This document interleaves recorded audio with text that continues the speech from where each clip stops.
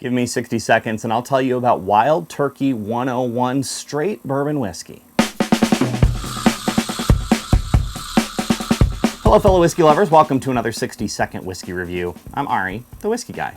Thank you patrons. I'm able to keep making these videos because of people like you that support me through Patreon, a crowdfunding platform. For less than the cost of a latte a month, you can become a patron too and help keep these videos coming. Learn more and become a patron at thewhiskyguy.com/Patreon.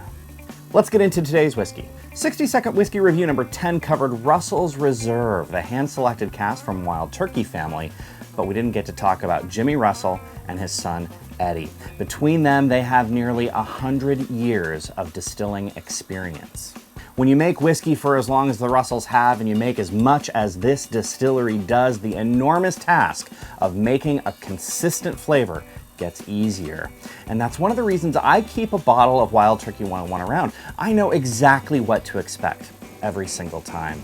The color reminds me of tawny port. On the nose, chili rellenos and cedar, but the flavor is much fruitier, almost like a fermented apple juice. A little water gives the whiskey a fun twist, taking the flavor more floral and citrusy, like an IPA beer. Thin body and a short finish, this is a great whiskey for cocktails where you need a strong backbone without too much flavor influence. At 101 proof and around $25 a bottle, this whiskey goes on my fourth shelf. And that's Wild Turkey 101 Straight Bourbon Whiskey in 60 seconds. If you consider yourself quite the shutterbug and are on Instagram, give me a follow, won't you? Follow me on Instagram as @WhiskyGuy. You can see more photos of cocktails and distilleries and, yes, whiskey. Remember to spell whiskey the Scottish way with no E and whiskey. But before you go, click that like button and don't forget to subscribe.